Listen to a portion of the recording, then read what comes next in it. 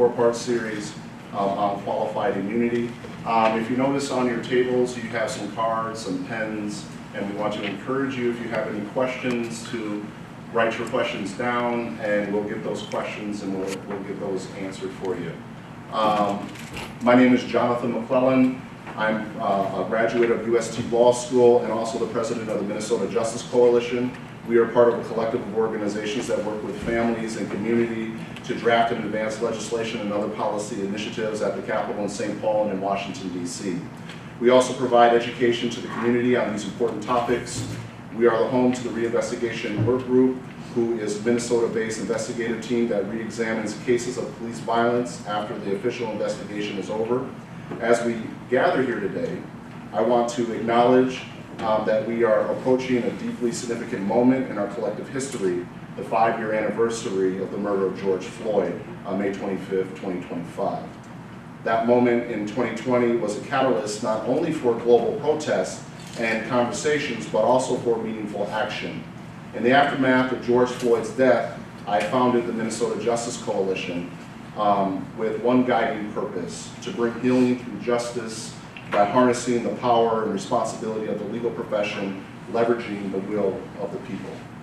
At Minnesota Justice Coalition, our mission is to serve our communities by advancing social justice, racial equity, restorative justice, and legislative reform, all while working to restore trust and offer pathways to healing within the justice system itself, providing education to the community and building coalitions. Our ethos is simple but powerful: transparency, accountability, and justice. This work did not begin for me in 2020. I've spent most of my adult life in the trenches supporting other organizations, community advisory boards, and politicians. But over time, I began to feel that some efforts weren't addressing the root causes of systemic injustice. That realization pushed me to take the leap and create an organization rooted in advocacy, education, and action. The Minnesota Justice Coalition is the result of that vision, a vision not just for change, but for transformation. In 2021, the Minnesota Justice Coalition drafted and advanced the legislation in Minnesota around ending qualified immunity. The purpose of our event is hoping to pass the Minnesota Civil Liberties Act, drafted by Minnesota Justice Coalition, which would create a state-based civil remedy that expressly prohibits qualified immunity.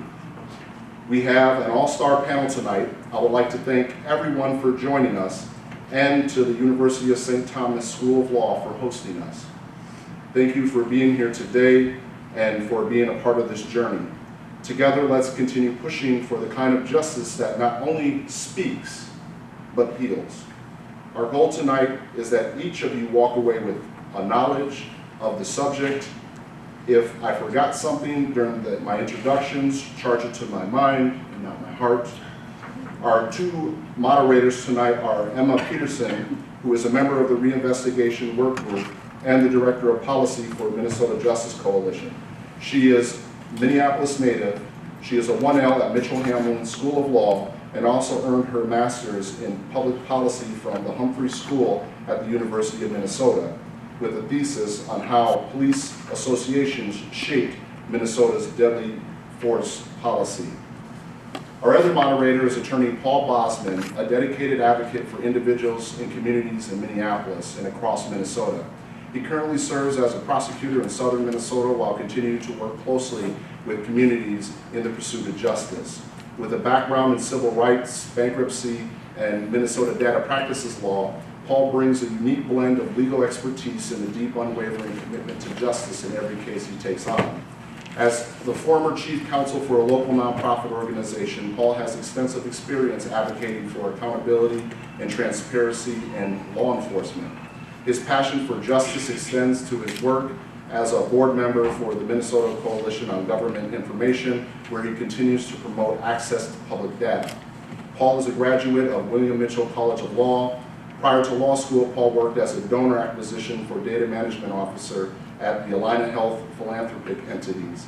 Prior to his 10 years with Allina, Paul worked for New Jersey Environmental Federation, Minnesota COACT, Minnesota Clean Water Action, Montana's People Action, Idaho Citizens Network, Washington Citizen Action, Oregon Fair Share, and Campaign California. Paul is also a former U.S. Army infantry officer and a military parachutist.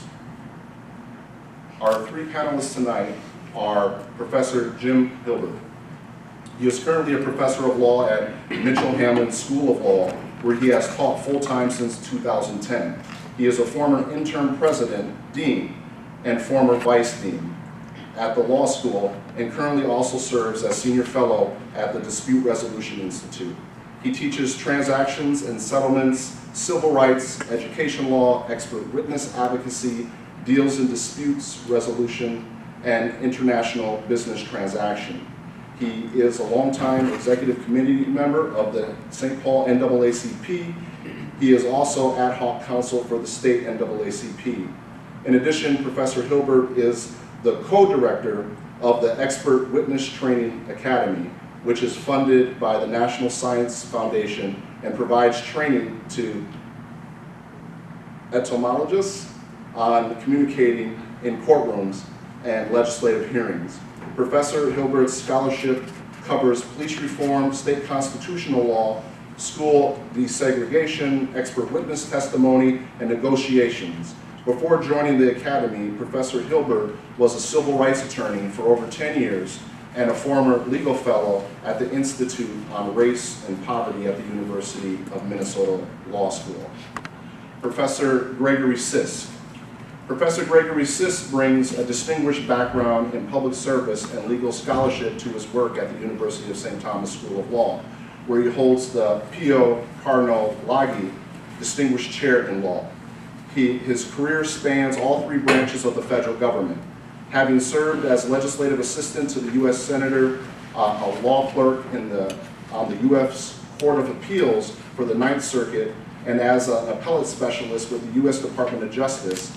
Following his time in government, Professor Sisk led the appellate department at a Seattle law firm, developing an extensive litigation portfolio that includes arguing cases before 10 of the 13 federal courts of appeals, as well as multiple state appellate courts. A nationally recognized scholar, Professor Sisk is known for his work on civil litigation involving the federal government and for his groundbreaking empirical research on judicial decision-making. He also writes on federal courts, legal ethics, and constitutional law. His scholarship includes a widely used casebook, Litigation with the Federal Government, and a companion treatise. His empirical research was honored with the Article Prize from the Law and Society Association. Professor Sisk remains active in legal practice, primarily in appellate advocacy, and as a consultant and expert witness on legal ethics. He has briefed cases before the U.S. Supreme Court, particularly on issues involving civil suits against the federal government and jurisdiction in the Court of Federal Claims. He also served as a reporter for the Iowa Supreme Court's committee tasked with drafting the Iowa Rules of Professional Conduct. An elected member of the American Law Institute, Professor Sisk teaches courses in professional responsibility, civil procedure, appellate clinic 2, and supervised legal research in writing. He also played a central role as primary testifier in efforts to end qualified immunity in the state of Minnesota. In addition to his academic and legal work, Professor Sisk is the author of a novel, Martial Privilege, published in 2014 by North Star Press. Chad Reese, and our final panelist, is an assistant director of activism at the Institute for Justice. The Institute for Justice is a nonprofit public interest law firm. Their mission is to end widespread abuses of government power and secure the constitutional rights that allow all Americans to pursue their dreams. Chad is a legislative and advocacy consultant. He provides full support for policy campaigns, from grassroots organizing and issue identification to municipal and state level lobbying services. Chad also provides communication services from campaign strategy to individual messaging and skill-based training. Chad has his master's degree from George Mason University and a BA from the University of Kentucky. We look forward to a thoughtful and engaging conversation tonight, and with that, I'll turn it over to our moderators, Emma and Paul.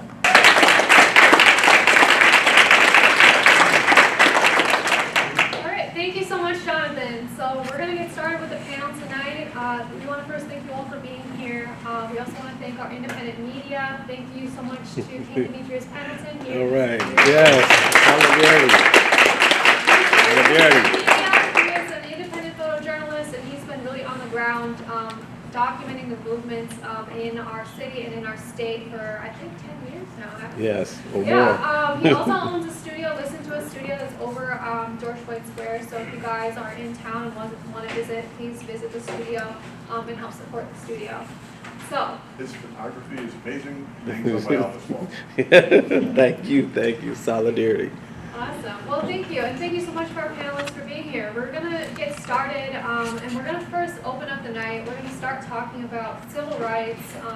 What is civil rights litigation, and how does it relate to qualified immunity? So we're gonna jump in, and I'm gonna first hand it over to Professor Hilbert. If you could just kind of start off with an overview of what's called Section 1983 litigation, and teach people about what that is. Fantastic. Thank you, Emma. Thank you, Paul. Thank you, Jonathan. I think this is my third event that I've been to that the coalition and students have set up. And I just want to say before I begin, I appreciate the work of keeping the issue of police reform foremost in our minds, even while we think about all the other things that are happening in the world right now.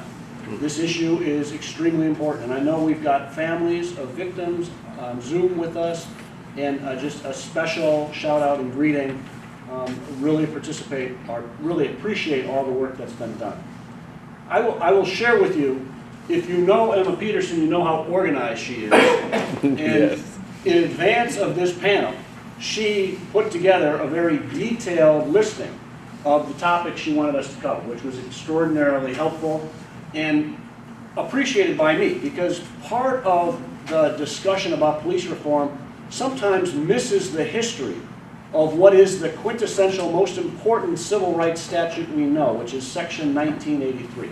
We're going to talk about qualified immunity, and even if you've been not paying attention, or if you've only spent a little bit of time thinking about police reform or a little bit of time in the federal courts, you've probably heard of qualified immunity. It is this enormous blockade between people seeking justice and remedy in the court. And what's scary about qualified immunity, and you're going to hear a lot more about it from our expert, Professor Sisk, in a little bit, but what's scary about it at the foremost here is that it is growing. It has been around a long time, and it has reached the point where nearly every single 1983 action is prevented by this enormous defense. So what is Section 1983? And this is the part I like so much, Emma, is you asked us to look back at the history. Where did we start? I was afraid you were going to make me leave. Just as long as I've got it. Yeah, all right. 1871, the Ku Klux Klan Act. That's where we get Section 1983. And it's important to think about the context. So 1871 was the beginning of a part of our country that reminds us that our country goes through cycles. Cycles of repression, cycles of regression, but sometimes cycles of reconstitution, reconstruction, rebuild. And if you're feeling like I am these days about the status of our country, sometimes it's helpful to think back and realize that repair, restoration, and reconstruction are part of our fabric, and the cycles return. So 1871, Reconstruction. The Civil War had ended. The 14th Amendment had been passed. But the status of our country was terrible. In fact, President Grant called on Congress and said, we have to do something to stop this violence that is ripping apart the South. The amount of violence and murder and abuse is hard to discuss in the time I've been given. But it's important to remember that time, because that's why Congress passed Section 1983. And in fact, the bill itself contained not only Section 1983, just to give you a sense of what they were up against, it also included things like suspending habeas corpus. That means imprisonment without due process. Allowing, authorizing martial law, permitting the use of federal troops to police the states. The Ku Klux Klan was running rampant, and Congress acted.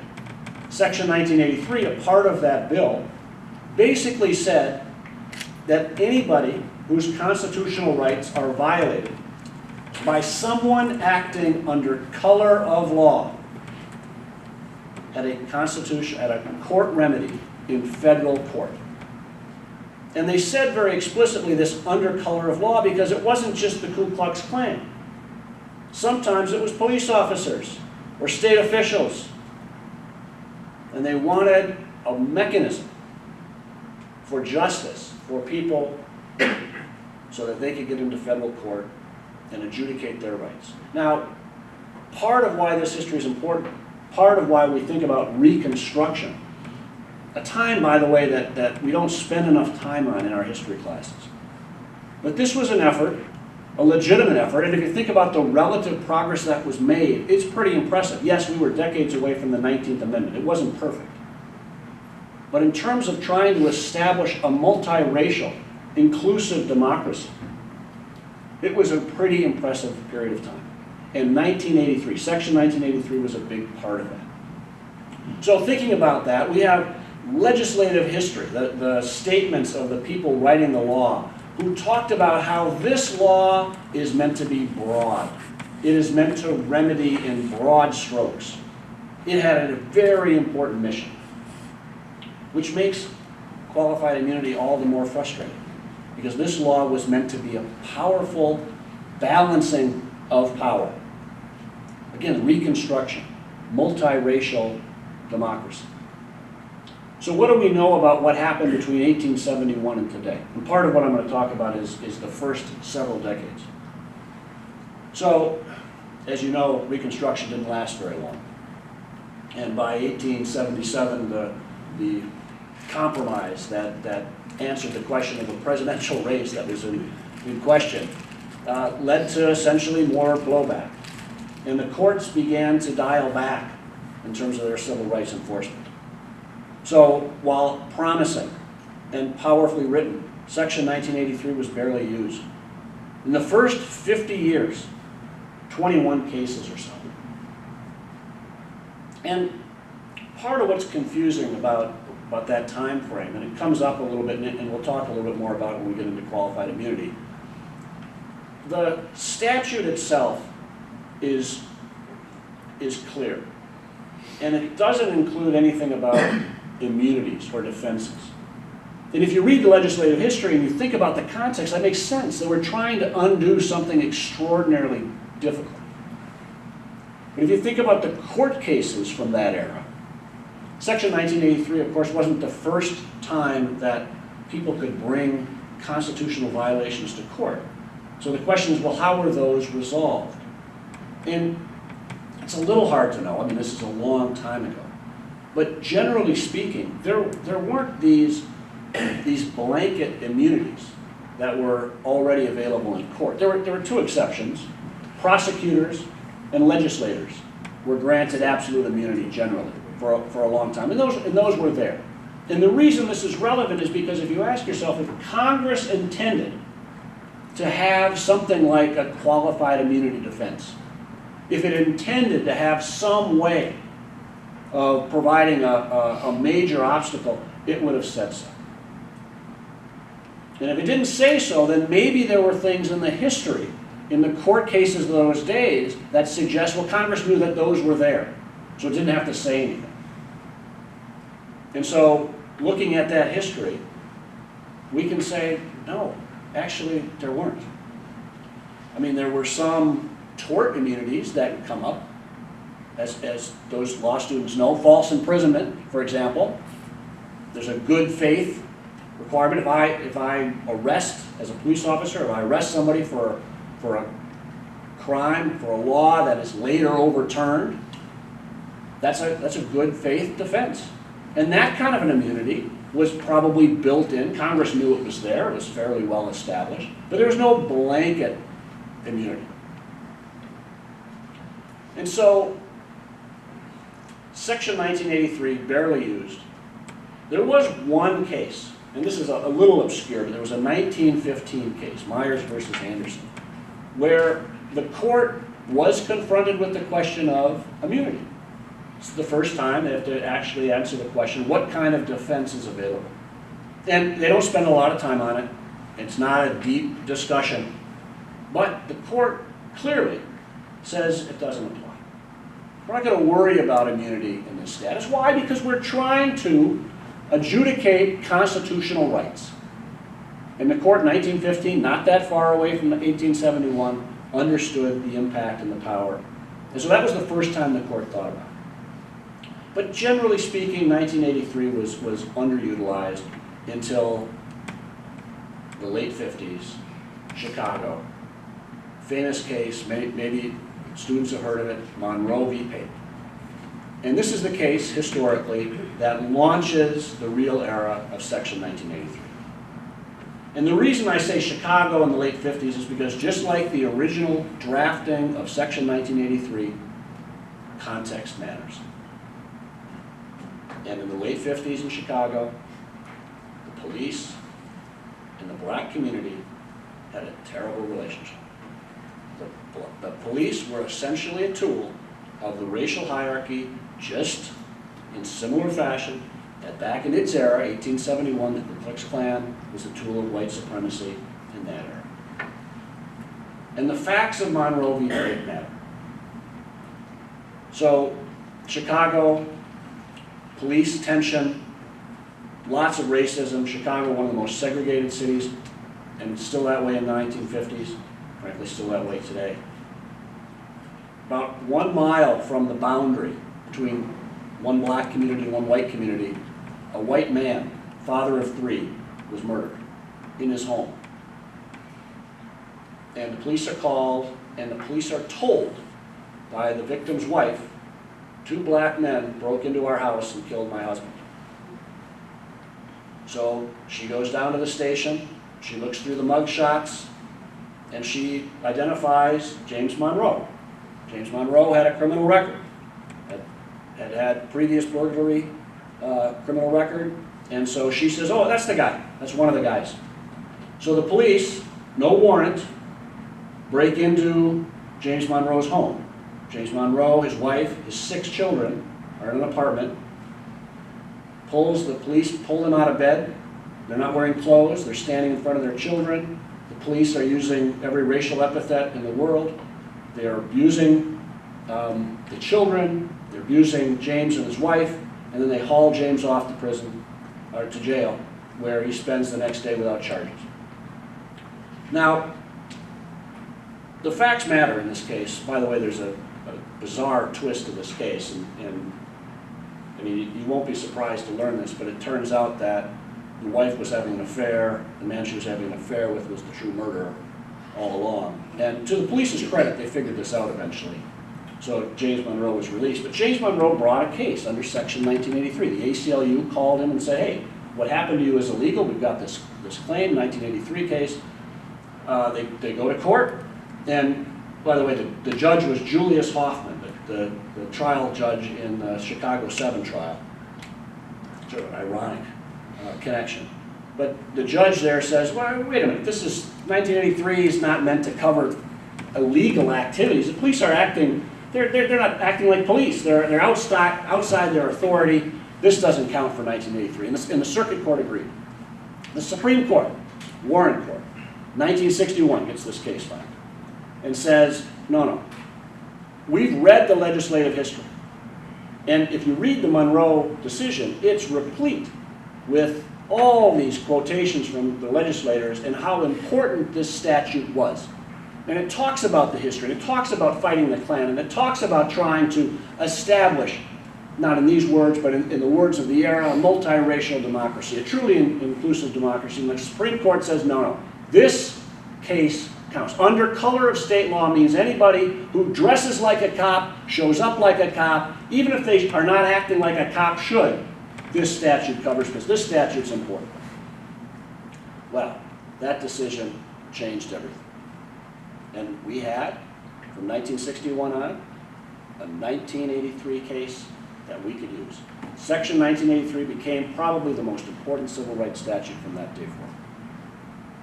Until the court began to dial it back. And you may hear more about this. I'll set the stage and then I'll turn it over. 1967, in a case called Pearson v. Ray, the court confronts a slightly different set of facts. You know this case. She knows it. You know this She told me case. about it. It's another case that's very fact-dependent, because what happens in that case, you've got, and Nicole, correct me when I get this wrong, but ministers in a bus terminal, segregated bus terminal, they're in the wrong spot, cops say, you can't be here. And they're like, you're going to have to arrest me, and they do. Well, as you can imagine, this is mid-60s, civil rights laws are coming out, we're starting to get rid of some of this segregated bus terminal stuff. And the ministers are like, hey, you arrested me falsely. I'm suing you under Section 1983. Makes its way to the Supreme Court in 1967, thank you. And the court's like, well, false imprisonment. Remember false imprisonment? Remember that good faith exception? This is a law that was overturned. Police were relying on the law previously established in doing the arrest. And the Supreme Court's like, maybe in that kind of context, there's a good faith immunity. They don't say qualified immunity. They say good faith immunity, and it's a false imprisonment case. But that's where we begin to see how things begun to unravel. Now, one more thing, and I'll hand it over in just a couple minutes here. Two last points that Emma wanted me to say, and I think this sets the stage for my colleagues here on the panel, and maybe some Q&A toward the end. So, one issue with qualified immunity, it's been around for a while. So 1967, it wasn't qualified immunity, but there was an immunity case, and it was sort of the beginning of this thing. You'll hear more about the early 80s Harlow case in a second, where it really gets into it, and then the progression and the Roberts Court, and just the sort of this rolling momentum of terrible decision after terrible decision. But before we get there, the Congress does tinker with Section 1983. I mean, the good news with that is Congress can tinker with Section 1983. It's Congress. They can change the law. And in the mid-70s, on a different kind of case, but it was another statutory case, the Supreme Court said, if you win one of these cases, you don't get attorney's fees, unless it says so in the law. And Section 1983 did not say so. So all the lower courts said, no attorney's fees. Now, those of you who look forward to someday prosecuting civil rights cases, and Paul, I think you'll share this sentiment, it's important to have a statutory attorney's fees provision. It makes cases work a lot better, and a lot of cases don't have significant monetary damages. Well, my point here is that Congress saw what the Supreme Court did, saw the reaction of the lower courts, and said, we got to fix this, and they did. And in 1976, they added a provision that said, you win, you prevail, you get attorney's fees. And again, that was a huge momentum builder for counsel, private counsel, to say, I can perform these cases because there's a statutory provision, and Congress fixed it. Congress has also tinkered with it on immunity. In the early 80s, you'll probably hear more about this, they went in and clarified what judicial immunity might be included. My point is, the good news, Congress can fix, Congress can repair. We'll talk about that, I'm sure, in a bit. The bad news is they haven't. And they've had a long time to do it. I don't think today's Congress is going to have any appetite for it either.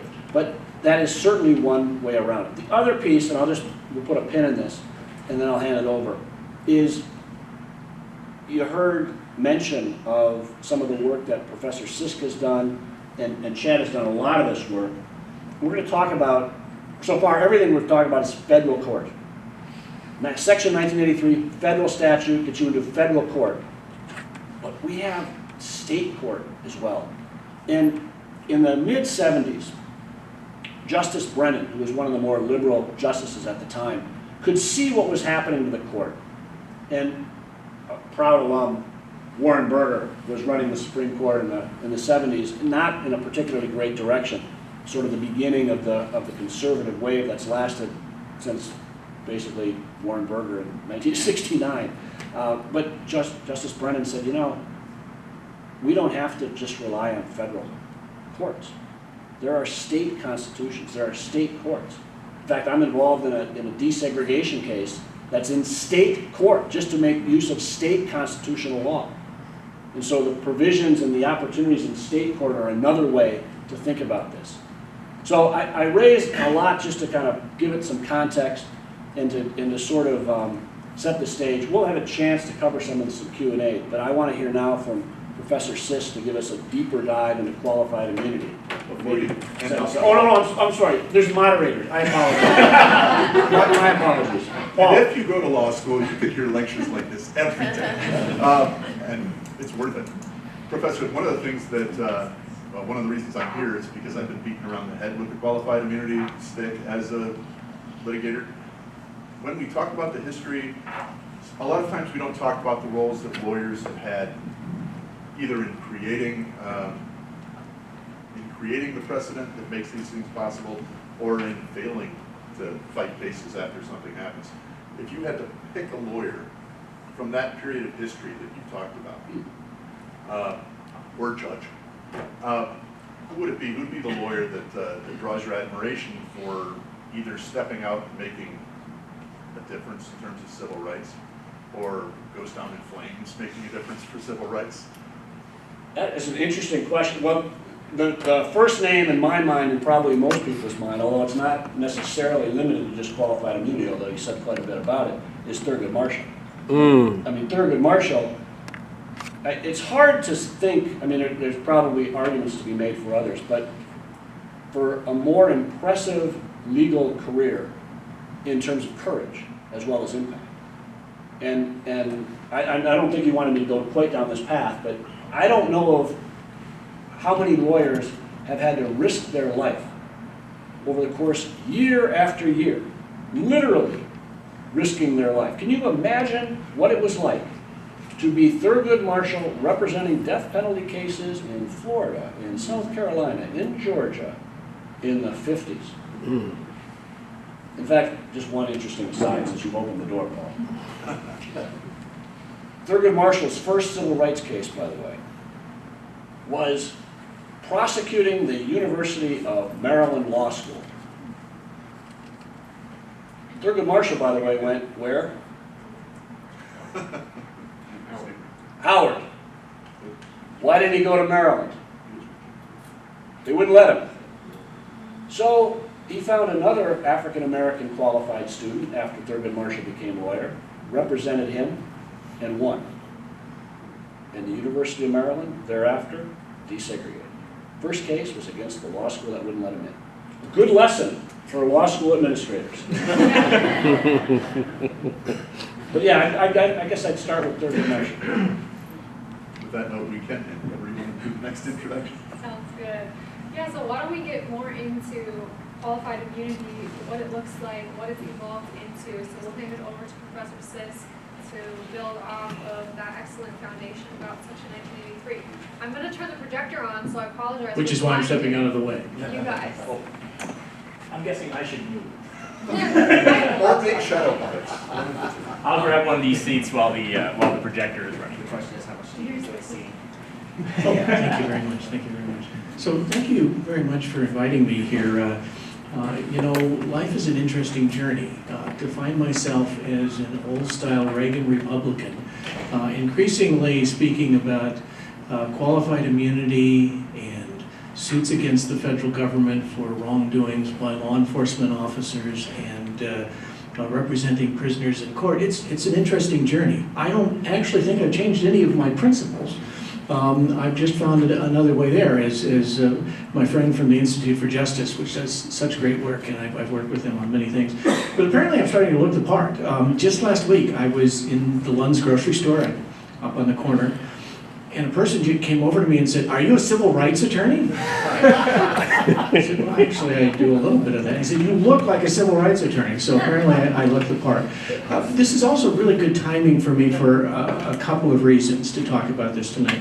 One is Jonathan was very generous in giving the lengthy list of things, but there's a new one. I am an advisor to the new restatement on the law of constitutional torts. So how many of you here are law students or lawyers? Raise your hands. So you may not be as familiar with the American Law Institute, but you're familiar with what they do, because you're familiar with restatements of contracts and restatements of torts. They're creating a new restatement on the law of constitutional torts, and one of the primary factors there is qualified immunity, and that's going to be a huge problem for us. Because the role of a restatement is not to try and predict where things are going, but to accurately state where things are, and yet there's a lot of confusion. The other reason this is good timing is because of a case that I worked on in the appellate clinic before the Ninth Circuit this past year. So our client was driving his car in North Las Vegas and was pulled over by law enforcement. Turned out that someone had called and said they thought they had heard gunshots, and they saw a car driving away from the scene. Didn't have a driver's license, didn't have any description of the driver, but they described the make and color of the car. My client happened to be driving a car of that make and color, so he was pulled over. They asked him for his driver's license, and he admitted, I don't have a valid driver's license. So they took him out of the car, handcuffed him, and moved him aside, patted him down, no weapon. The other police officer went back to the car, opened the door which he had closed behind him, and searched the car, finding a handgun in the center console. He was surprised it was there. It was his girlfriend's car. He didn't know she left a gun in the car. But as it turned out, he had, about a decade earlier, a felony conviction, and so he's arrested for felon in possession of a firearm. Was convicted and sent to prison. After 2.5 years, the Nevada Supreme Court finally heard his appeal and decided it was an unconstitutional search. That under a case called Michigan versus Long in the Supreme Court, if there's no probable cause, and there certainly wasn't probable cause here, there was articulable suspicion, they can only conduct a sweep of the car if they have a reason to believe, one, that the person has immediate access to the car.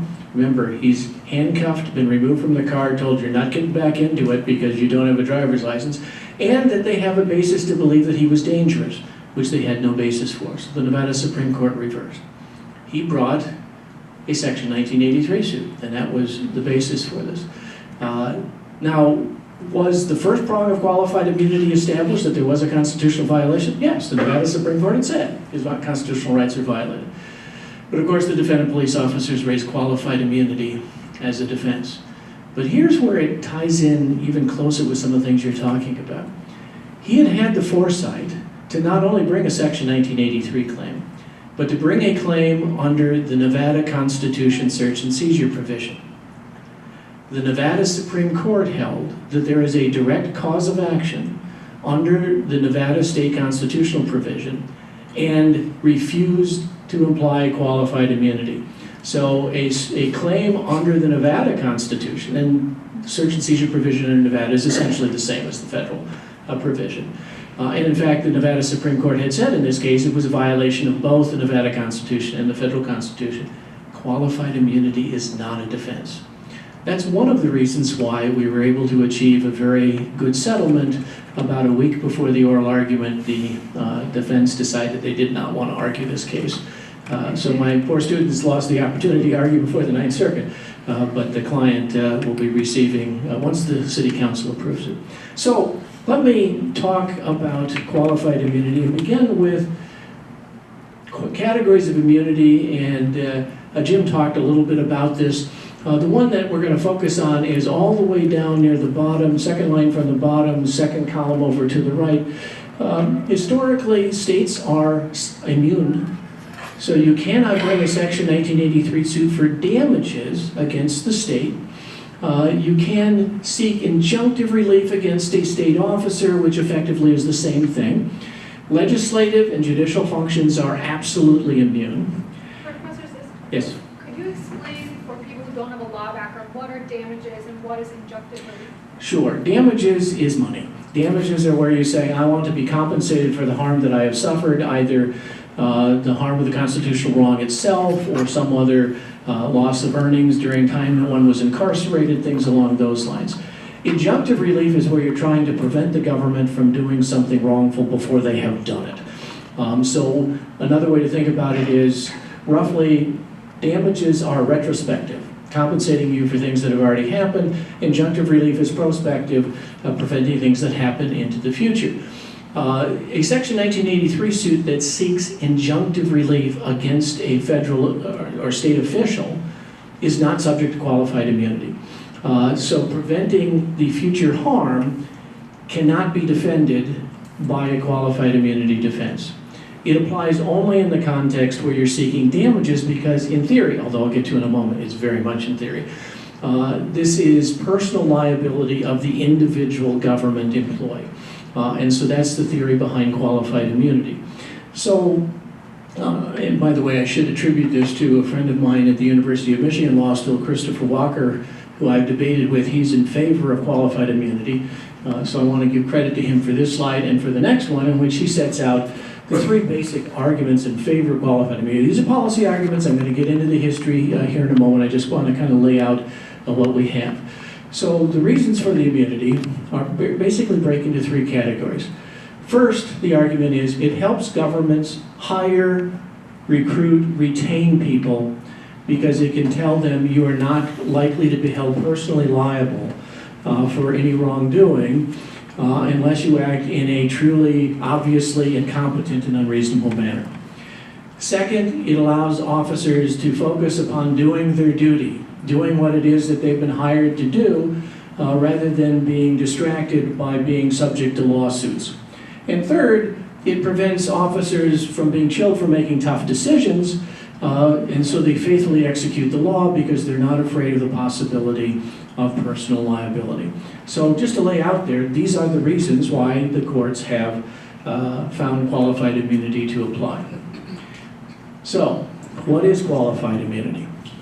Qualified immunity is where the court believes, this is the Harlow case that Jim referred to, that the balance between the evils of abuse of office and chilling the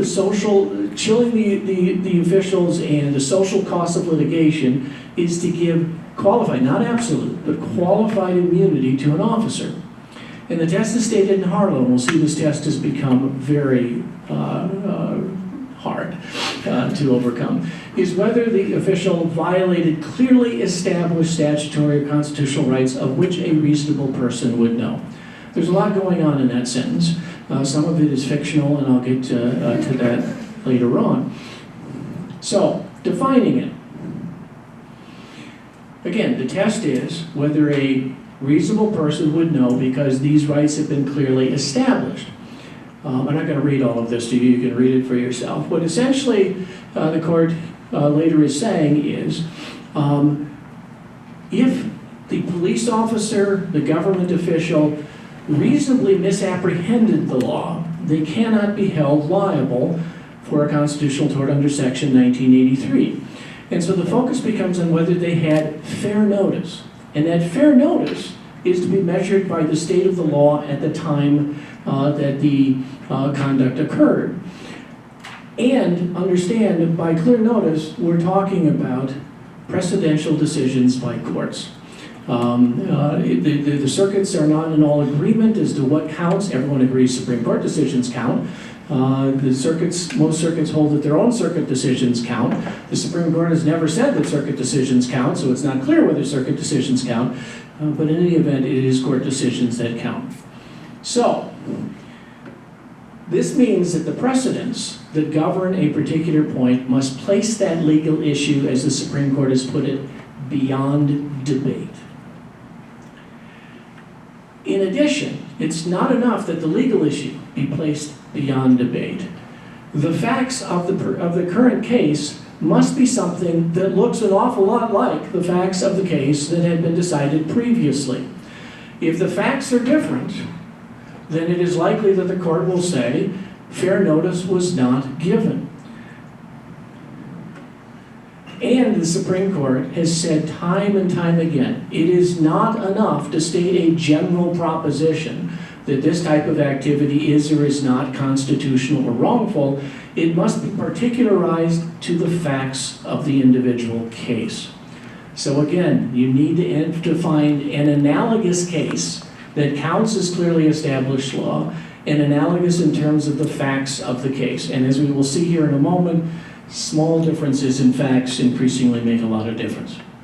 All right, so that was a brief primer. Now I'm going to talk about what's wrong with qualified immunity, and that'll get a little bit more into the detail of this. So in my view, there are 4 things wrong with it. It's bad history, it's fictional, it's dishonest, and it's unjust. And so let me talk about each of these 4 factors. So in terms of bad history, and Jim talked a little bit about this, there is no historical basis to justify a qualified immunity defense to a constitutional tort claim. So, as Will Baud at the University of Chicago has pointed out in his research, at the time that Section 1983 was enacted, there simply was nothing in the common law. Before Section 1983, there were, of course, tort claims that could be brought under state common law theories against government officers, and there was nothing that suggested qualified immunity existed. It simply was not there. There was nothing there. Alex Reinert, who's at Yeshiva University, Cardozo Law School, has pointed out that there is a phrase in the original language of Section 1983 that mistakenly got omitted when the statutes were put into the code in the early part of the 20th century. It originally contained another phrase saying, these constitutional rights are viable in any state law, statute, ordinance, regularly custom, or usage of the state to the contrary notwithstanding. In other words, any kind of common law immunity was being set to one side by Section 1983. Now this is something that law students would be somewhat aware of.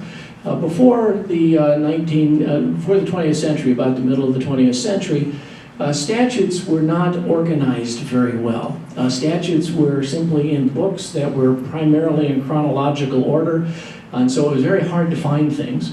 And so Congress decided it would be a good idea to organize them together into codes, hence the United States Code. So now, when you talk about Section 1983, that's Title 42 of the United States Code and Section 1983.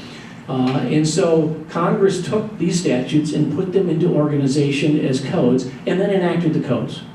Now the codes were not supposed to change the substance of the underlying statutes, it was just supposed to reorganize them.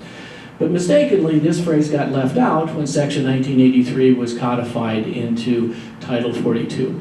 And so Alex Reinert says that doesn't mean it's not still there.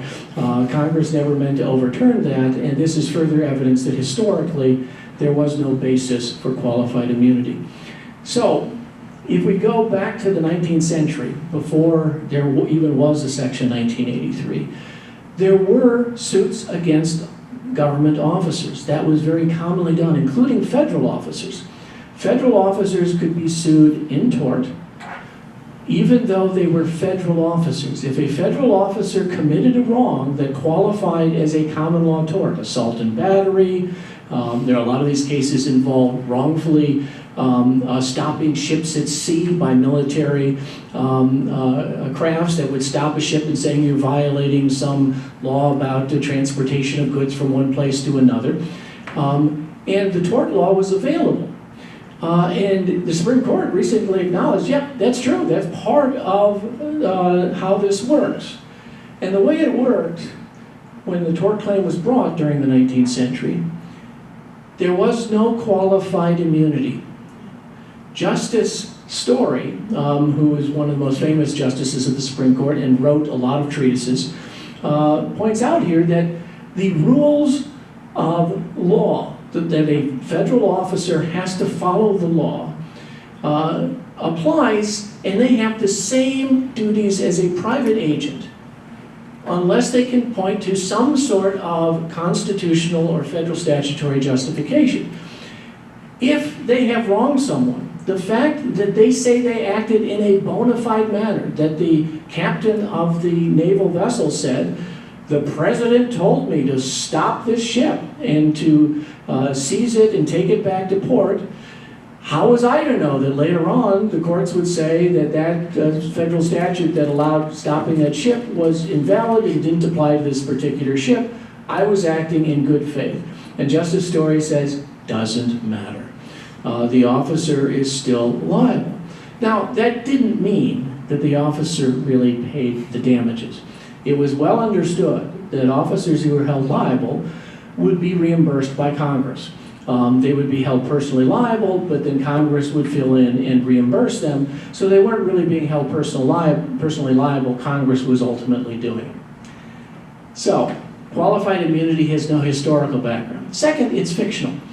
The basis for it, again, is there a court precedent on closely analogous facts that clearly establishes the law? And if there is, well, then the government officer's on fair notice as to what the law is. Government officers don't read court cases. The idea that police officers are reading court decisions in order to decide what it is that they may do when they stop a car and arrest someone is, of course, ludicrous. And the distinctions turn on increasingly trivial differences between these various cases. Supreme Court again has said that qualified immunity means that the officer can reasonably apprehend what the law is. But what does that mean? Is it really the case that people read Supreme Court decisions? Now, you're an unusually informed, intelligent, and educated group. And I'm willing to bet most of you don't spend a lot of time reading Supreme Court decisions. Instead, you probably hear about them on the news or you read a summary of them. Frankly, unless it's in my area, that's what I often do too. I don't read every decision that the Supreme Court issues on a tax issue, for example. But I'm supposed to know what those are, I guess, in order to, because ignorance of the law, of course, is no excuse. So, Joanna Schwartz at UCLA has looked into the police training of police officers to see, so how much are they talking about these court decisions that are supposed to be telling them what it is that they are and are not to be doing, and discovered that that's not what they're doing at all. That these training programs are not being informed by close study of court decisions. So the idea that qualified immunity protects officers because they have reasonably relied on a court decision is fictional. Moreover, it's become so focused on minor, small differences between one case and the next that it's difficult to see that any decision really provides sufficient notice to avoid qualified immunity. I like what John Jeffries at Virginia puts it. It's as if there's the old story that we talk about in law school that every dog gets one free bite. Because before that you didn't know it was a dangerous dog, but once they've bitten somebody, now you know that's a dangerous dog. And he says, so the one bite rule apparently starts over every time the weather changes, that's something that makes a huge difference. So let me give one example of that, a case from the Sixth Circuit. A burglary suspect was being pursued by the police and he was sitting on the ground with both of his hands in the air to surrender. The police unleashed a dog on him, which injured him by biting him. He claimed that prior decisions clearly established that a surrendering suspect may not be subjected to a dog attack. And the court said, but in the prior case, the suspect was lying down while surrendering, while this suspect was sitting. And the dog in the prior case was untrained, while this was a trained dog. And so therefore, the facts of this case are sufficiently different that the prior precedent does not apply, did not provide fair notice, and therefore qualified immunity is not set aside. Qualified immunity is dishonest. It's designed to protect government officers from being punished for making reasonable mistakes by being held personally liable. But the reality is, none of them are held personally liable. That's not the way that it works.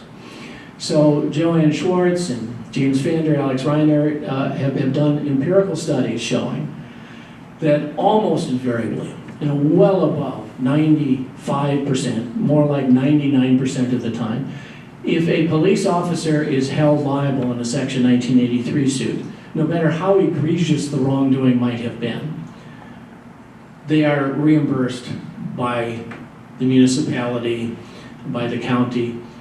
No money is coming out of the pockets of individual law enforcement officers. So it's dishonest to say so. But it's a dishonesty that makes a difference. Because when these cases make it to trial, if they get past qualified immunity and make it to trial before a jury, the jury is not told that the officer that is standing before them is not really at any risk of any personal liability. They are not allowed to be told that. So they assume this poor police officer who made this mistake is going to have to pay tens of thousands of dollars, which of course then makes them more sympathetic to reducing the amount of the damages. They are never informed that in fact that officer is not at personal risk of liability, and in fact have been provided an attorney by the government, and the government is going to pay it. So that brings us then to the justice issue. Qualified immunity covers even outrageous wrongdoing. Even if a police officer has violated the policies of the police department or has violated state law, they can still get the benefit of qualified immunity if they can argue that the constitutional parameters of what they did had not been clearly established. So, let me give you a couple of examples of this. The Jessup case from the Ninth Circuit.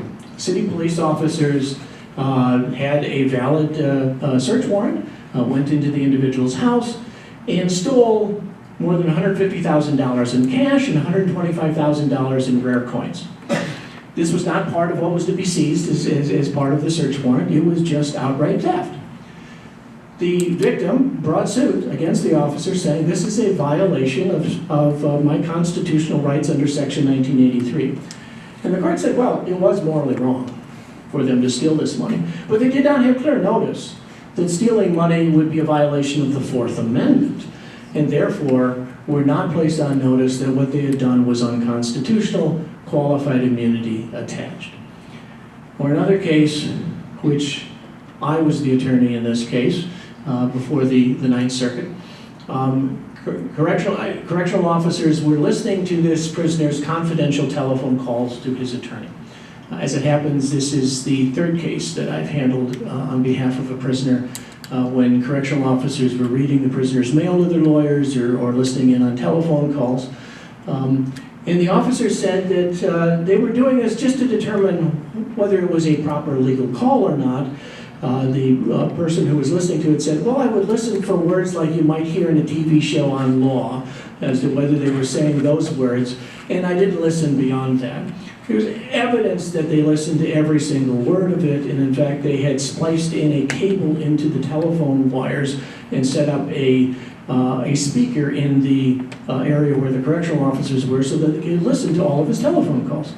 So he brought a Section 1983 suit pointing out that there's a Nevada state statute that specifically, explicitly prohibits correctional officers from listening to telephone calls by lawyers. But the Ninth Circuit held it did not violate a clear Fourth Amendment time that was established at the time that this occurred.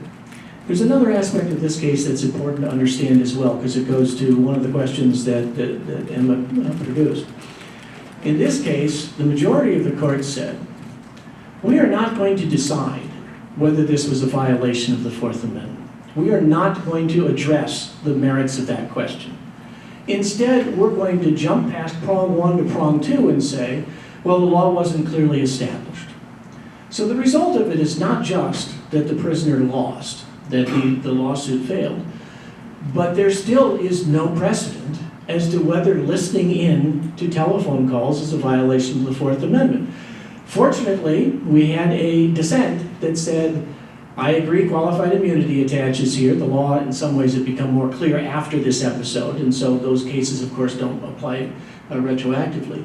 But I think we at least ought to address the question, and this clearly is a Fourth Amendment violation. But that's a dissent, or sort of a concurrence, and the majority of the court decided we're not even going to address that. And by the way, this is the way most of these cases go. In most cases, if there's any doubt at all, what the court does is it avoids deciding the constitutional question in favor of deciding that qualified immunity attaches.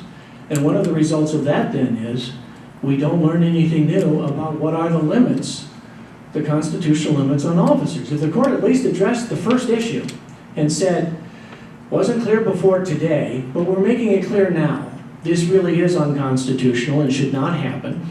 We're going to apply qualified immunity, so the plaintiff is not going to collect damages in this case. But we are announcing prospectively that this is what the law is. We would gain something in our understanding of the constitutional limits, but that is not the way most courts do it. Most courts jump immediately to the second question. So I've taken up a lot of time. Let me just close by a couple of points here, which is an alternative approach, which I think can apply in a lot of different ways, would be to say, let's quit pretending that we're holding individual officers personally liable. Let's go directly and allow for these claims to be brought against, in this case, the federal government. I was dealing with a Bivens issue particularly when I put the slide together, because these public employees are really agents of the government. In fact, they can't even be sued under Section 1983 unless they're acting under color of state law, so they're clearly acting as agents of the government. And that's of course what makes a constitutional dimension too. Otherwise, it's just wrongful private behavior. So perhaps one approach to this would be to eliminate qualified immunity, but then impose the liability directly on the government unit. Indemnifies at least pretty much all government officers, but certainly police officers in Minnesota by statute, that every one of those arguments completely falls on its face once officers know they're not going to be held personally liable. That's simply the fact, and the empirical evidence shows that it's true. Now, I suppose I should, to be completely honest, say that almost every government unit includes some language somewhere saying we reserve the right not to compensate, so they always leave themselves an out, I guess. But the reality is that just never happens. Even when it involves an unconstitutional shooting, for example, in violation of the Fourth Amendment, even if the courts were to determine it really was unconstitutional, the use of deadly force was not merited under Fourth Amendment law, it was a violation of the constitutional rights of the individual who was shot, whether they survived and seek damages or died and a wrongful death claim is being made, invariably the governmental unit pays the damages, not the individual officer. So, I do have one more question. Sure. Because we could get into Manel liability and why that's, we go on for hours. what he's talking about is he's trying to hold the municipality or the police department directly liable. And they've got their own second set of defenses. Right. In terms of what you have to prove. But once again, I don't want to write the lawyers out of the history, so present company accepted. Who's your lawyer to admire? I was thinking about that when you asked the question of Jim, and my answer is none of them. Or at least if I'm talking about the members of the Supreme Court, I would say none of them. I'm quite an admirer of Thurgood Marshall as a warrior at the bar. I don't think he was a great judge, and I don't think he's remembered as a great judge. And while there certainly were judges during that time period who opposed qualified immunity, the reasons for doing so tended to be policy-oriented rather than focusing on what the history of this had been, what the text of the statute said. Now we're getting to a point where there are members of the court that don't neatly fall into conservative and liberal categories who have said, we may have made a mistake with qualified immunity. This may be something that the courts have really made up and is not consistent with what the history and the text of the statute are.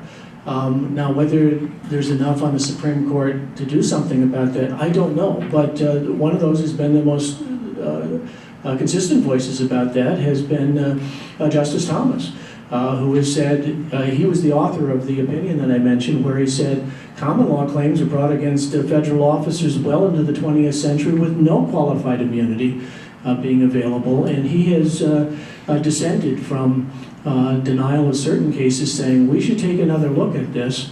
Will Baud may be onto something here that the history does not justify. If there is any immunity, it certainly should be something that was rooted in history and not this strange doctrine of qualified immunity we've made up over the last 50 years.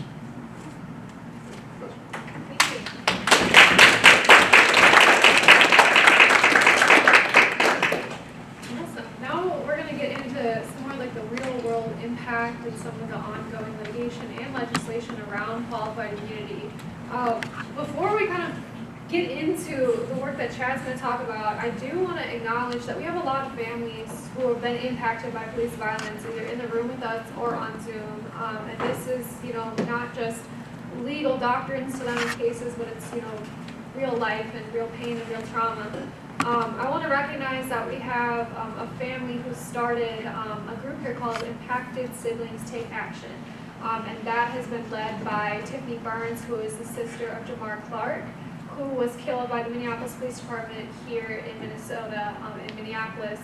And this year will be the 10-year anniversary. And I just want to acknowledge Tiffany and the work that she's been doing to organize families here in our state.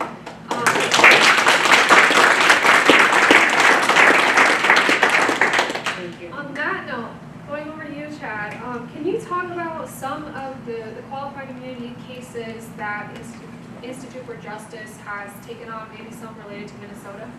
Yeah, sure. So I'm actually glad that you just let in with that, because one of the things that I wanted to say is I wanted to share a couple of cases that fall a little bit outside what people generally think of when they think of qualified immunity. But anytime I do that, I always want to lead with, I don't want to avoid getting into the qualified immunity is absolutely a roadblock to justice for people who have suffered the most. And those cases generally involve police violence and police abuse or murder, because those are the government officials who regularly carry firearms and who use deadly force. But there's one case in particular out of Minnesota that I wanted to highlight, because I think it's very easy to get focused on the police abuse aspect, and while that's the primary and most dangerous or impactful risk of rights violation, losing the right to your own life, there's an opportunity, I think, to expand the discussion around qualified immunity to pull in people who may not think that they care that much about it. And the reason I mention this specific case is because it's not something that you would generally think of as a civil rights case at all. So one of our clients in Minnesota had bid on a road construction project, and part of that project involves hauling lots of gravel in large trucks. Well, a traffic engineer in Minnesota decided that they didn't want those heavy trucks on their particular road and kept lowering the legal weight limits that you were allowed to drive on that, to the point that some pickup trucks and large vans couldn't even technically go through there. The construction company had an empty truck going through that area. The traffic engineer got so incensed that he personally drove his vehicle out there, blocked the traffic, and then started calling every police officer and every agency you could think of to get somebody to come out and cite these people. To their credit, the sheriff's office said, "You're nuts, you're wasting our time, we're not going to do that." He called tribal police, who were very confused and said, "We don't have any jurisdiction over this matter." And finally, a state police officer, to mollify the traffic engineer, came out, provided a citation, and then called the construction company the next day and said, "By the way, we're dropping the citation, that was ridiculous." Again, I share that story because even that ridiculous set of circumstances where a traffic engineer is essentially acting under color of law, but well outside the authority that anyone would ever imagine a traffic engineer having, to detain someone and then try to create a situation where someone could be arrested or have their property confiscated. That made it to the 8th Circuit, where the traffic engineer was granted qualified immunity. And an unfortunate description of the current state of litigation in the qualified immunity space, the Supreme Court chose not to hear that case. So again, that's a slightly different case. The good news that I wanted to share is another case out of Texas, and that was a client named Sylvia Gonzalez. Again, another very bizarre case. This was a woman who wanted to run for city council for all the reasons that you would imagine someone would want to run for city council. Her neighbors were complaining about potholes. They thought there was some corruption going on in the city government. So she took baked goods and she went door to door and said, "You know what, I could run for city council." She got 53% of the vote. She got elected. Things were great.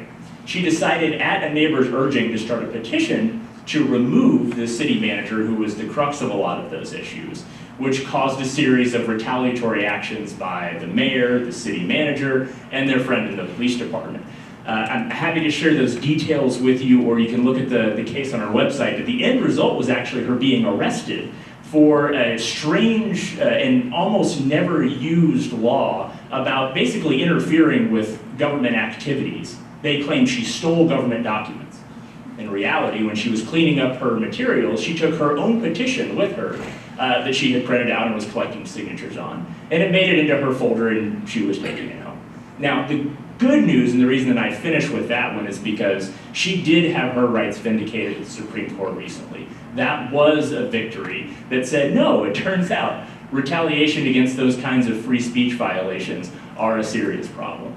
And I'm happy to go on if you want, but I know you've got a lot of questions, and I'm happy to let you all kind of govern what direction you'd like to go from here. No, thank you for sharing those two cases. So, you know, one of the things that we talked about today is, you know, how do you get attorneys involved in taking these sort of civil rights claims? Can you talk and speak, and maybe some of the other panelists can speak to this too, about how qualified immunity kind of disincentivizes attorneys from taking cases like the one you mentioned? Sure, I'll maybe give some brief comments, and I'm sure my fellow panelists will have more to say on that specific matter. I usually try to lead with, I'm not an attorney. Please don't take any legal advice from me. But one of the things that I want to mention is, and I think there's a one-pager for a version of a law like this actually on your table that's been mentioned a couple of times. One of the ways we address this problem, because there's so much inertia to get a case to the Supreme Court and to get the Supreme Court to just flat out overturn qualified immunity, and we're trying, but good luck in Congress, getting Congress to correct the error on their end via statute. There are reform opportunities at the state level like that bill that has a one-pager in front of you. One of the really important parts of bills like those, which create a state-based cause of action, that let you say, you know what, as long as the Supreme Court says qualified immunity applies to this Section 1983 thing, what if I just sue the person who violated my rights in state court under this law, which clearly says qualified immunity does not apply? Gets around a lot of things. And one of the things you can put in a law like that, and that we encourage people to do when they're doing that at the state level, is a specific line that says, and by the way, you're entitled to attorney's fees if you find that your rights were violated at the end of the day.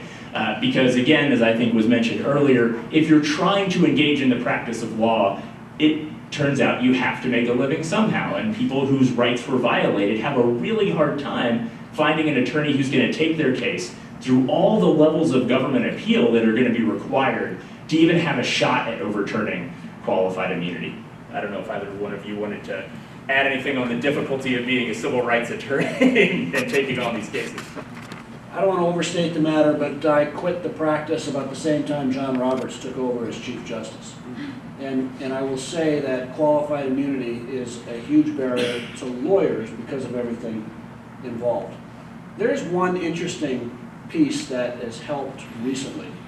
And I mean, obviously the video footage of George Floyd's murder, without that, you saw what the original police report said. And we are living in a society now with a lot more video evidence. It makes a difference. We had a pro se incarcerated individual who was beat up badly by two prison guards for the last 100 years that would never have survived. But the video cameras caught the whole thing. I don't want to overstate it, but a lot of times these cases are settled. They don't make it into court very far. We don't have a record of it, really. And so it's hard to know whether we are, in some respects, not entirely, but in some respects, balancing some of this terrible law with some better technology and some quicker settlements. That doesn't make up for it. But I think for lawyers who are thinking about this kind of work, I don't want you to leave here discouraged that it's impossible. And remember what I started with. This comes in cycles. There's enough effort now. I mean, there's a few states that have adopted this. Colorado is one of them back in 2020. Within a month of George Floyd's murder, passed a pretty significant police reform bill. They didn't address immunity very carefully, and right now what they're seeing is some state courts are starting to impose weird other kinds of immunity. But generally speaking, it's been a relatively successful, and we'll see, it's only been 5 years and it takes so long for these cases to go. But there's been some momentum in state court, and I don't know what happens at the midterm elections next year, but when we have a reconstruction agenda ready, because people have been looking at this issue so carefully, people from all sorts of political bends, including Justice Thomas. And in fact, the joke is Justice Thomas and Justice Sotomayor, if they agree on anything, we got to do it, because it's a unique opportunity. So I don't want folks to be too discouraged, but obviously the current state of the law is very challenging for plaintiffs trying to bring police abuse cases in particular. So I am a lawyer, but I don't want you to take any legal advice from me because I'm not your lawyer. So I'm just offering general comments here. I think it's one of those areas in which certain lawyers who are able to make really good choices as to the cases that they take can make a very good living as a civil rights attorney. The problem is the cases that are more questionable, it's harder for lawyers to be willing to take those because the chance of any kind of recovery is so limited. And that's why those kinds of cases often end up being taken pro bono. So pro bono programs are really very important with respect to this. I see some of my students here who've had me have me in professional responsibility. About 15 years ago, I decided to stop doing consulting work and devote all of my non-teaching, writing, service time to pro bono and focus that on prisoner rights work. These are cases that no one would take. There is no possible chance that you could make a living handling the cases that I have been handling. These are all pro se's that lost in district court, and we're trying to get that overturned in the court of appeal. I will say we've got about a 75% victory rate. But even so, we've only gotten attorney's fees once, and most of that money went to the university, not to me. So there are certainly very well-known, nationally well-known civil rights attorneys who make a very good living, but they also have the option of choosing the best cases that get the most attention. It's the ones where people have a legitimate grievance, but it may not be something that's going to amount to enough damages, or the qualified immunity issues are very strong, that a lawyer would look at that and say, it's just not worth it. One last thing to say about prisoners, it's even worse in the prisoner situation because of a statute called the Prison Litigation Reform Act, which provides that the amount of attorney's fees that you can get is very, very low. So even when you do win, you're not going to get anything close to what your hourly rate is, and it's back to the amount of damages if you got damages. So it's very hard. Chad, I was wondering if you could talk more about the work that you've been doing, getting these state-based, 1983 claims. Can you just share with us some of the work that you've done on that, and maybe some of the biggest challenges in getting those laws passed? Yeah, sure. So Colorado has already been mentioned. I think they get sort of credit for being the first, although there are various different types of reforms, so depending on how you count it, you can get anywhere from 4 to 6 states have done something in this space. We were really involved in the New Mexico effort that looks a lot like the kind of legislation that we typically recommend. And very frankly, the recommendation there is cast a wide net. There are a lot of folks that have interests in this category that allow for the creation of some really fascinating and unique coalitions. I mean, I think we were just talking about Sotomayor and Justice Thomas, right? That's the kind of policy space that you can find yourself engaged in. And that's exactly what happened. In New Mexico, you had conservative groups who were concerned about constitutional rights violations, who said the Bill of Rights matters, I care about my Second Amendment rights, my freedom to practice religion, my freedom of speech. Then you had sort of more progressive-oriented groups that were really focused on police violence as a concern. Well, it turns out both of those things can not be solved, but at least addressed by the same kind of approach at the state level. I don't want to make that sound incredibly easy because coalition management is always a challenge, but I do think that both Colorado and New Mexico paint a really positive and optimistic picture for the possibility of doing some kind of state reform in any different type of state. And frankly, Minnesota would be a wonderful place to be the next one to kind of join that list. And kudos to you all for really doing a great job in getting that started. Yeah. Can I ask a question about that?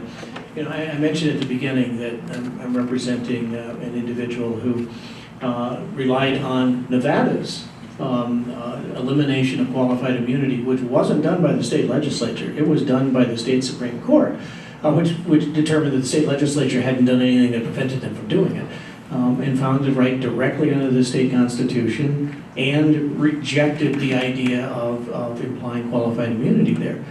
How many people are thinking about those sorts of alternatives? Has any thought been given to asking the Minnesota Supreme Court to follow what Nevada has done? Because that certainly is a quicker way in some respects in many respects, in every respect, than going through the legislature.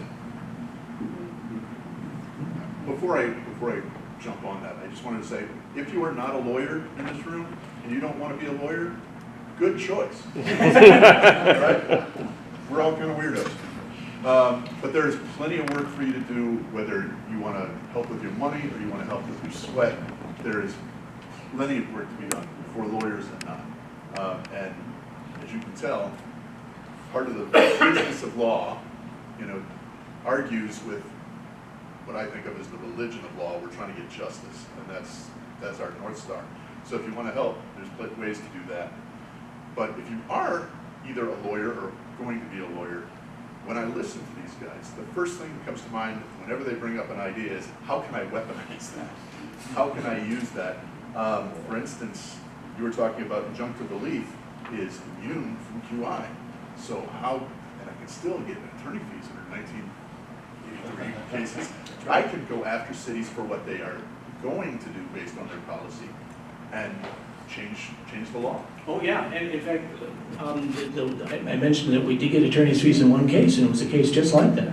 This was a case involving a prisoner who discovered that correctional officers, a prisoner on death row, he's become a very good friend of mine, he's wrongfully on death row, but that's another story, I'll save that for another time, discovered that correctional officers were reading his letters as he was sending them to his lawyer. Now, he could have brought a Section 1983 suit and sought damages for having done that, and qualified immunity, of course, would apply. He was smart. He knew what he was doing. He asked for injunctive relief only, which took qualified immunity completely off the table. He wanted an injunction against the State Department of Corrections, the director of the Department of Corrections, to prevent them from reading his mail. And it took 2 trips to the Ninth Circuit, but we got it. And we got an injunction in his favor, and then because we had won, we got attorney's fees, and fortunately there was favorable Ninth Circuit precedent that said you can get a higher rate of attorney's fees if you took a case based on injunctive relief for a prisoner, because there's no damages, and so nobody's going to be willing to take that case except pro bono, so we're going to give you even higher award of attorney. It's still much lower than you ordinarily would get, but so that's actually a decision that people ought to think about. Again, it's not a way to, probably not a way to make a great living, but maybe. But think about it. Do you really want to go the damages route? Because then you get hit with qualified immunity. If what you really want to do is stop the government from ongoing doing something that they're doing, seek injunctive relief, qualified immunity is out the door. But I did want to react to what your initial question was. On the state level, we have official immunity, which much of the time is coterminous with, but it does not necessarily, that agency relationship with cities and torts claims had a case where we did actually win the 1983 claim for violation of Fourth Amendment rights because they shot him wrongfully. But at the same time, we also won a wrongful death case under state tort law where they held the city liable as well. Ultimately, it makes no difference in who writes the check, but legally it makes a big difference because we're able to hold municipalities and counties liable on an agency theory like we're talking about. They don't get qualified immunity. You know, I'm really glad that you raised that issue. This is something that particularly, to make this more complicated, at the federal level, there is no Section 1983. Congress has never passed a statute providing for civil rights claims to be brought against federal officers. So it was implied for a while under Bivens, which has mostly gone away, and that's a whole other thing. We could spend the next 2 days talking about that. But one of the things that I've been focusing on is people neglect the tort remedy. And when you're talking about something that is a physical wrong, like an assault and battery, which obviously an arrest, a shooting is, or false imprisonment, false arrest, don't neglect the possibility of bringing that as a tort claim. Now, it is a defense to a tort claim that what you did was legally justified, but that is the question, that they have to show that it was legally justified. And I don't know what the rule is in Minnesota, but I represented one prisoner who brought a tort claim for having been assaulted by a correctional officer. And the reason that he prevailed is because in the state of Arizona, justified use of force is an affirmative defense. So the burden of proof was on the officer to prove that he was justified, not on the prisoner to prove that he was not. And it was a bench trial, and the judge said that made all the difference to me. I would have ruled against him if he had the burden of proof, but burden of proof was on the government, they failed to reach it. So don't neglect the possibility of tort remedies. That can be a very important approach too. Thank you. Going back to our discussion about kind of the state-based claim, can you share a little bit, Chad, about how can Minnesota be the next state that really passes something like this, and the lessons that you've learned from New Mexico? Sure. So I'm actually going to co-opt the point I think you were making about the kind of blood, sweat, and tears equity that goes on to whether it's bringing cases via litigation or whether it's doing changes via legislation.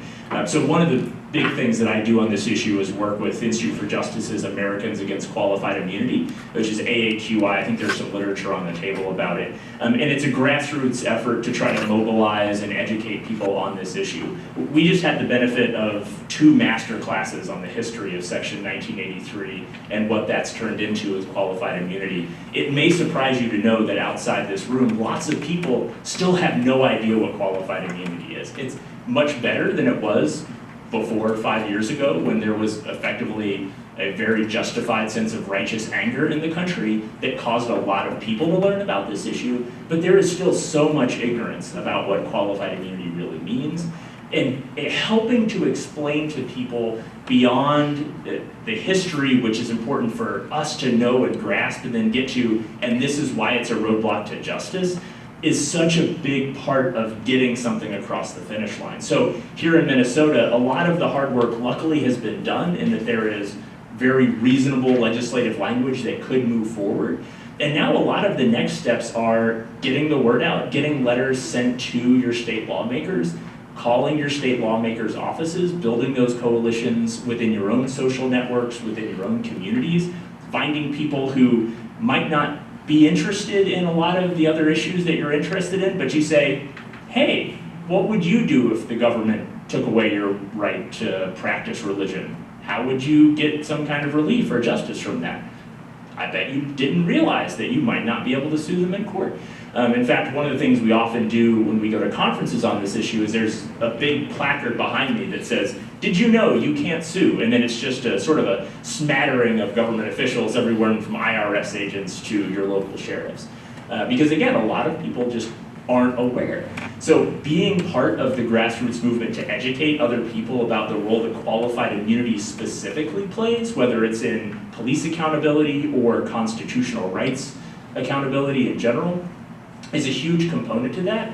I understand that in the state of Minnesota right now, the legislature is having a very interesting year. There are ties involved. There are questions about when the session officially started.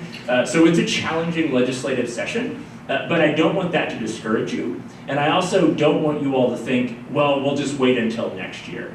Because a lot of times what will start happening is even at the end of legislative sessions, when your members start getting phone calls from their community, that gets them thinking about it. Then when they go to conferences in the off session or when they're meeting with constituents at town halls, they see you all, they hear from you all again and again, they start to think about the issue. And then when you show up at a Capitol Day next year, hopefully with someone who's already pre-filed the bill and it's on their table when they walk into session at the beginning of 2026 or whenever it happens, they're ready to engage on the issue because lawmakers need as much education as we all did when we first heard about this issue.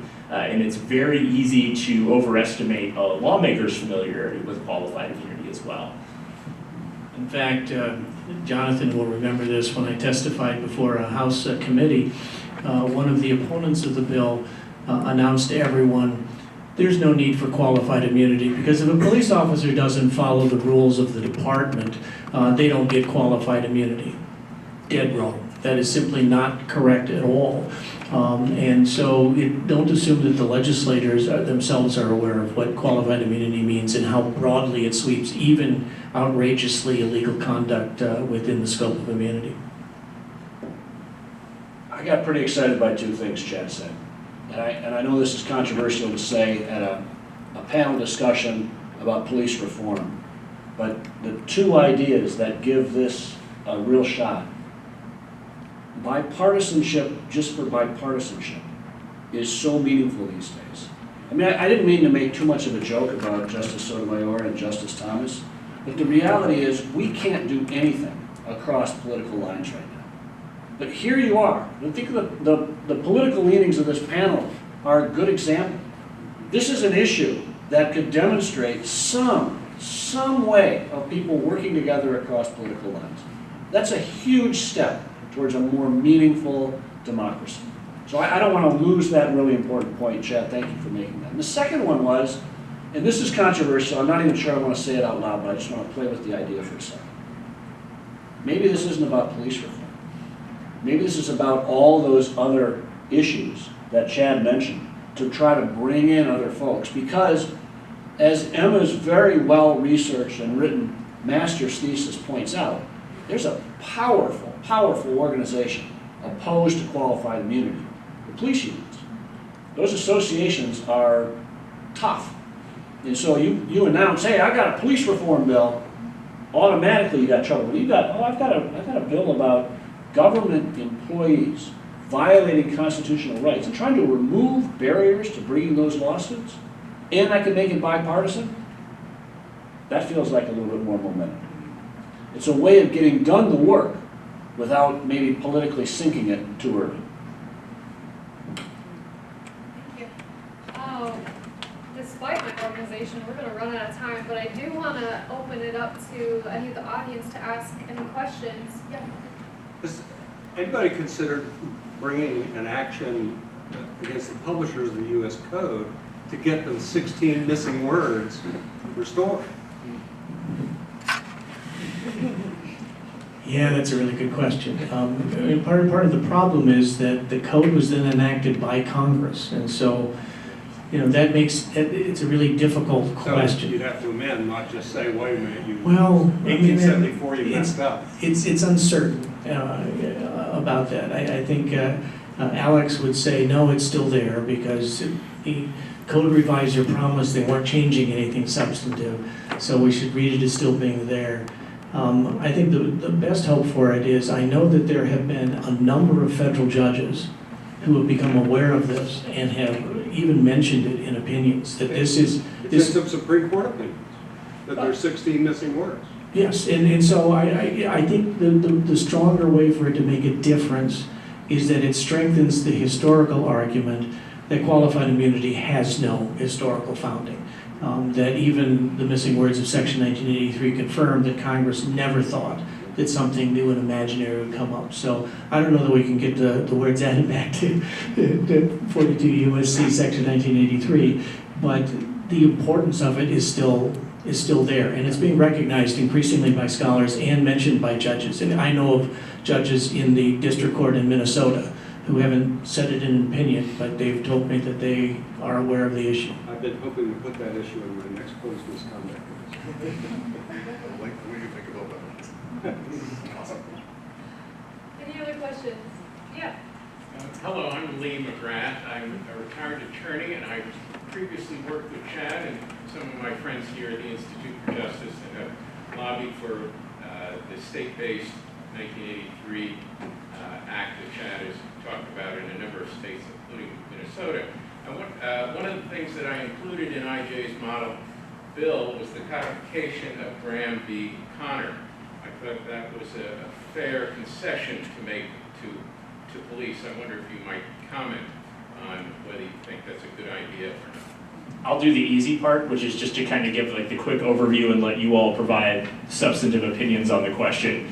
Graham v. Connor, best understood as just saying there are things beyond qualified immunity that protect an officer who's doing a search or doing their job in the heat of the moment. And courts should take the position of what a reasonable person in the moment would do, rather than think in hindsight and try to judge from the safety of their courtroom bench how that action might have unfolded. I think it's another example of how qualified immunity becomes a little bit redundant, because the Fourth Amendment refers to a reasonable search. So there already is, it doesn't have to be a perfect search, it has to be a reasonable search. Of course, it takes into account the circumstances and whether there was danger at the time, and all of those factors come into play just in determining whether it was even unconstitutional. You don't need the additional play of qualified immunity. So the sorts of things that you're talking about there, we do have to give a lot of discretion to police officers and recognize that they're acting in dangerous circumstances sometimes with people who they fear are a danger. And but the Constitution already gives them that protection on the front end. They don't need yet another layer of immunity afterwards in order to be protected from being second-guessed in a difficult situation. I would add two other pieces. And I think in the case of use of deadly force, I think two additional things might bring some additional precautions. First, what do they do before the moment where they have to make this decision? And I think if officers realize that the law requires some work to avoid getting into that circumstance, that would go a long way. That's number one. The second is, and this is related, but de-escalation. And a lot of police forces are actually doing this. I mean, if you look at some of the more progressive codes among even big city police departments across the country, they already recognize, and I hate to put it like this, but this is how sometimes the officials will think.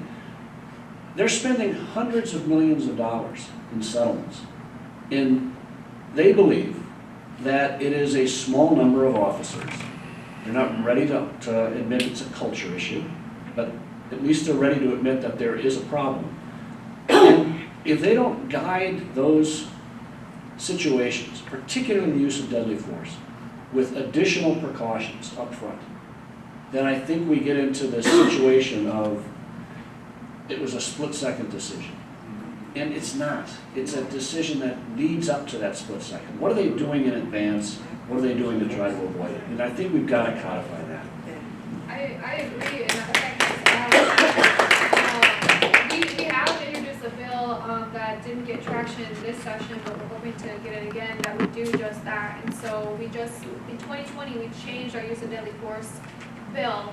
And one of the things that we want to amend now is putting exactly that. We want to say that the officer should, the reasonableness of the officer's decision to use force should look at whether or not they increase the possibility that they would have to use deadly force. And then we also want to require them to use de-escalation when necessary. And so that's another one of the bills. I like the idea about having a reconstruction agenda, and I think that our state-based tort claim as well as that bill will be part of it. But I tried to do something as well. Sure, I'm mostly just going to steal that excellent point to get on a personal soapbox that I think is really important in the qualified immunity conversation, particularly if we're in the context of suing or holding liable the government employer. Because often what I will hear when I suggest that to folks is, well, then where's the accountability for the individual officer? And so I always encourage people two things. One, to really think about that culture shift that we're trying to institute within a government department by making the government department liable and responsible for these, so that they have better hiring practices, so that they're training properly, and they have better firing practices, which is just as, if not more important than the other two. And then when you mentioned the idea of breadcrumbs, it also reminded me of something else that I think is important here, which is that a lot of these cases that end in settlements because a horrible tragedy has taken place, and frankly, elected officials have been shamed into finally doing the right thing because they can't hide from it because of new technology. Those don't come out of nowhere, and often there is a trail, whether it's because of the department or whether it's because of the individual. And if you can open the doors of the courtroom to those smaller cases that don't have the benefit of something tragic happening that goes viral on Twitter or Instagram, you develop the record that, again, lets the department hire, train, and fire appropriately, so we never get to the horrible thing and no one ever has to have the loss of life lawsuit that's a result. I just think it's very important, if you're talking about qualified immunity, to really think through what is the chain of accountability and how does the specific policy reform help you get from A to B. Thank you. Yeah, just to kind of add on to what you guys were saying too, and a note to maybe some of the law students in the room is that there are ways that you can cut around the corners of these issues, and that's some of the work that my godfather and my godmom have been trying to do with the work that we do, is that we've taken on cases where, individuals were, had their roommate killed by the police, and then they were imprisoned in a squad car for, hours on end despite being asked to be let out, and then we were able to represent them and get a settlement, but more importantly, we said in the settlement that we want a policy change, that now the department has to be trained about, you can't hold people wrongfully in a car, and so we've done some of that work, but then we've also tried to take on some of those, cases that Professor Sisk was talking about earlier, the ones where it's more questionable. For example, we took on the case of Cordell Handy, who he was killed by the St. Paul Police Department. And what the officers originally said was that, Cordell had shot 16 times in his apartment building, he fled, police followed him, they followed him down the street, he pointed a gun at an officer twice, and so the officers had to shoot him. And there was no body camera footage at the time, there was no nothing. And so, what we did, and what mainly my godmother did with the Reinvestigation Workgroup, is that she poured over the physical evidence and said that, and we also found some witnesses who refuted what the officer said, and we interviewed these witnesses who had never been interviewed by police, and what they said was that his hands were up at the time that he was shot. So we hired a forensic expert, and he, validated what Nicole had found, and that he had been shot in his hand, and there's no way he could have been holding a gun with the extent of his injuries. And so I think this is just like a message to young law students and to other families too, that just because somebody says something about your case doesn't mean it's the end. Just because an attorney won't take it at the beginning doesn't mean it's the end either. Especially some of those big wig attorneys across the country, that's not the end of your case. You just gotta find some, weirdos like my godparents, or like some of the other attorneys in the room. Can I add briefly? When you're a new lawyer and you're deathly afraid of embarrassing yourself, so you do the same things that people before you have done, that's less than you can be. You need to do what you think is right, find the way to do it. Yeah, that's just weird. I wonder if I can find a way to make it work. Find ways, like I said, if I hear it, I want to weaponize it, I want to find a way to make it work, to get it to work for justice. And that's the only real ambition if you're a law student. If you want to get a BMW and a Rolex, I got no time for you. But if you want to get justice, there are ways to do it, and you have to be fearless intellectually as well as physically. It's not, you don't have to worry about them shooting you in a parking lot necessarily. You just have to not care. What's the family song? I don't give a damn about my about our reputation. That's what you need to do in order to make a difference if you're a law student. So that's my word to you. Any other questions from the audience? I want to ask a quick question for you, Counselor, since you like Thurgood Marshall, about Murphy versus Pearson in 1935 with Thurgood Marshall. Why did you think the 1935 case wasn't popular compared to the 1955 Board versus Brown of Education? It's a great question. Brown versus Board of Education was the United States Supreme Court basically saying the system of racial hierarchy is unlawful. Now, there are a lot of problems with that case because, as we know, it was 1954 and not much changed because there was a second case that came out, Brown second, that said use all deliberate speed, which basically said don't go very quickly. In fact, take your damn time. And it wasn't really until the Civil Rights Act of 1964 that we saw meaningful change. But what Brown did was so monumental in the shift of our understanding of racial hierarchy I mean, you can just tell from the reaction. I mean, there were states that literally shut down their public schools rather than share their public schools. You think about the powerful message that that sent. White administrators were afraid, so afraid of integrating their schools that they said, we're not going to have public schools anymore. The Southern Manifesto that said, we're not going to abide by this. You want to talk about constitutional conflict? We had governors say, I don't care, we're not doing it. We had to send federal troops to escort little grade school students into schools. So Brown has a special place. And so, you know, if Paul, and I don't think we're going to run out of time, but if Paul were to say, hey, so what's the biggest case ever?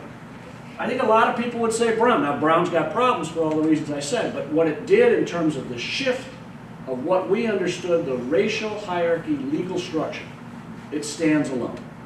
Yes. Thank you. Thank you.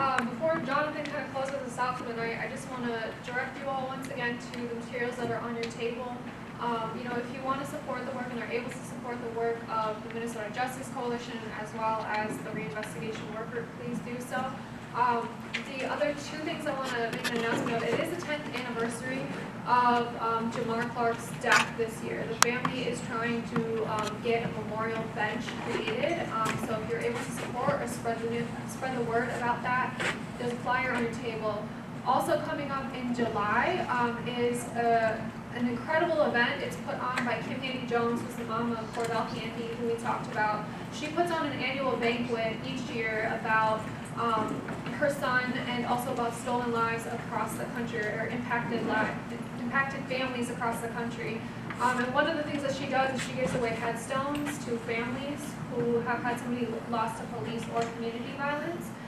It's a whole weekend of celebration, and so we really hope that if you're interested in some of the stuff we talked about today, please attend that. It is, you know, absolutely an impactful event. It's here in Minneapolis.